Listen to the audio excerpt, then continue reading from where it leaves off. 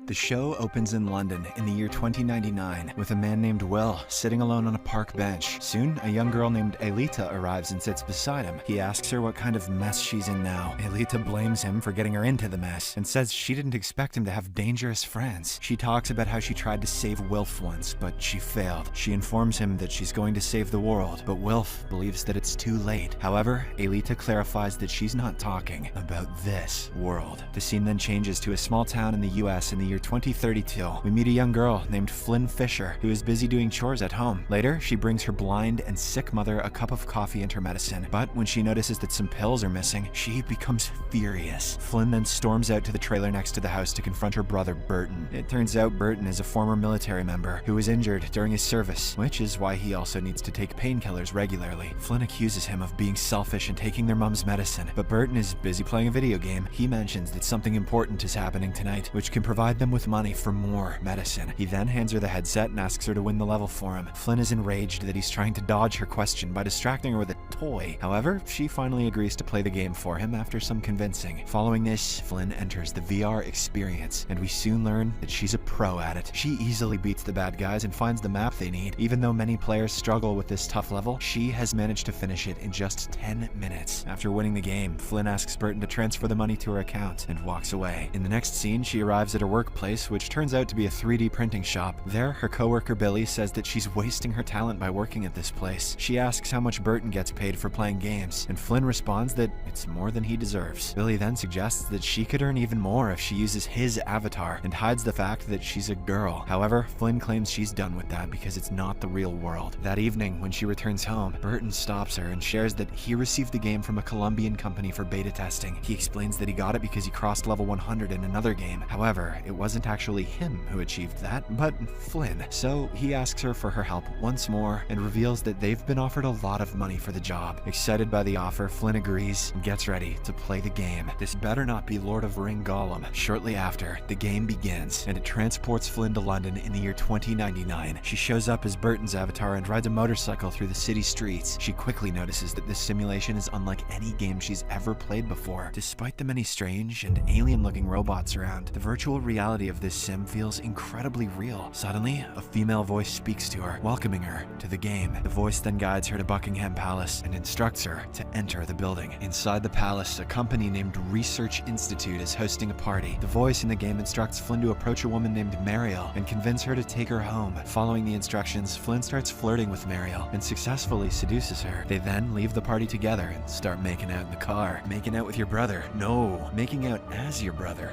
Yeah. Following this, the voice tells Flynn to take out a glass ampoule from her pocket and put it under Mariel's nose. Though frightened, Flynn remembers it's just a game and follows the command. As Mariel goes unconscious, a robot driver suddenly attacks Flynn, but she fights back and defeats it. After this, Flynn takes control of the car and drives to a different place while being guided by the voice. There, she finally meets the woman behind the voice, who introduces herself as Elita West. Flynn then begins to inquire about the game, but Elita says today's session is done and they'll resume tomorrow. The next second, Flynn wakes up in reality, feeling extremely nauseous. Burton asks her about the experience, to which she responds that everything felt incredibly real. They later receive some money, and Flynn decides to go out and buy some pills for her mom. However, getting them from a legit pharmacy is too expensive, so she turns to some local thugs who sells the medicine on the black market. Unfortunately, these thugs start bullying her, and they demand more money than usual. Since she can't afford it, they ask her to please them in other ways. They want her to do card tricks. Just as the deal is about to go sour, a man named Connor appears who is an amputee. It turns out he's another ex-military member and a former colleague of Burton's. Seeing Flynn being bullied, Connor threatens the thugs, demanding that they give her the medicine. They eventually comply and hand her the medication before parting ways. Later, the thugs meet their boss, Corbell, who is the drug kingpin of the town. He scolds them for being weak and getting bullied by a disabled guy like Connor. When Flynn returns home, she looks into Burton's trailer and finds him in intense pain. She is shocked by the sight of his back,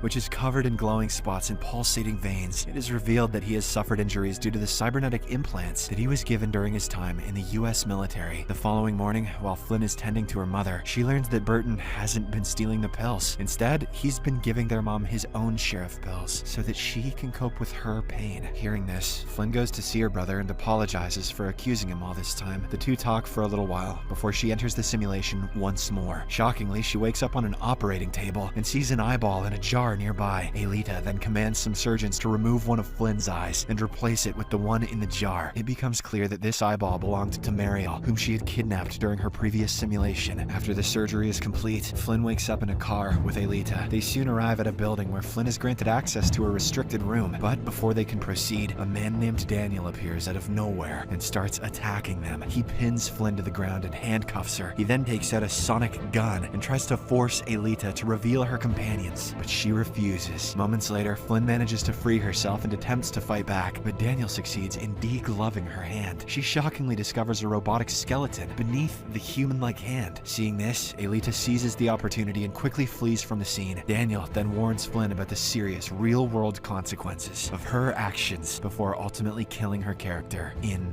the game. If her world is a simulation, then so is mine. Wait.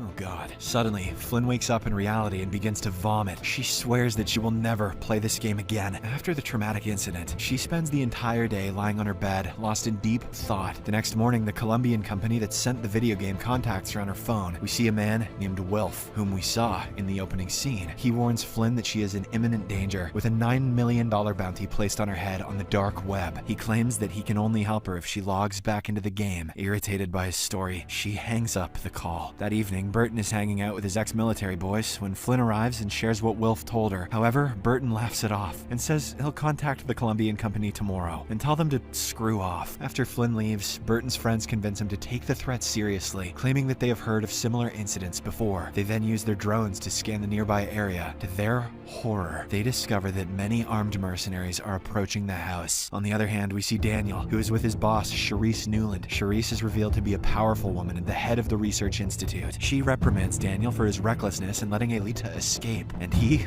apologizes. Daniel then informs her that the real person behind Burton's character is an ex-military personnel. He reveals that his men are on their way to Burton's house to kill him and his family. Meanwhile, at Flynn's house, Burton instructs her to get their mother into the basement. Soon after, the place comes under heavy attack, but Burton and his friends are prepared for it. They manage to hack the enemy's drone and pinpoint the killer's exact locations. A fierce shootout then ensues between the two parties, resulting in a lot of bloodshed. In the midst of this, the mercenaries gain the upper hand by hacking back their drones. Burton's team is running low on ammo, and it seems like they're about to be overpowered. However, Connor arrives just in time and helps his friends by eliminating the remaining mercenaries. The next morning, we are introduced to a wealthy Russian man named Liv, who appears to be Wilf's boss. He reveals about the attack on Flynn's house last night and stresses that she's in danger. He then urges Wilf to bring her in to the peripheral, as she is the only person who can help find the missing Aelita. Elsewhere, Flynn returns to the simulation, but this time she wakes up not as Burton, but as herself. Thank God, that was getting weird. This is because Daniel had destroyed his avatar last time. She then meets Wilf, who appears to have given her this new body. That's weird too. Flynn is filled with questions, wondering if this is truly a simulated world, and why the mercenaries are targeting her family. Wilf then reveals to her that this isn't a simulation at all. She is actually in London in the year 2100. He explains that it's not time travel, but she is inside a peripheral, which is a robot body. Flynn is not physically in the future, but her mind is engaged in quantum tunneling, which is a form of data transfer. This process shifts her consciousness to the future, while her physical body remains in the past. Hearing this, Flynn dismisses it as nonsense and demands proof. Wilf then brings up her mother's illness, revealing that she only has 4 weeks left to live. He explains that her mother has glioma, which is why she's been hiding from the family. He shows Flynn her mother's obituary in a newspaper, which leaves her in shock. Wilf then explains that they have a medicine that can cure her mother's illness. Flynn worries about the cost, but he reassures her that money is not an issue. He asserts that he has already sent the formula to her local pharmacy, paid the necessary fees, and all Flynn needs to do is pick it up. Yeah, Amazon's really good in the future. It can deliver to the past. It's no problem. Wilf claims that his people can help her, but in return, she must help them find Aelita. With this, Flynn decides to exit the game for now. Upon coming back to reality, she witnesses Burton and his friends dealing with the aftermath of the shootout and burying dead bodies.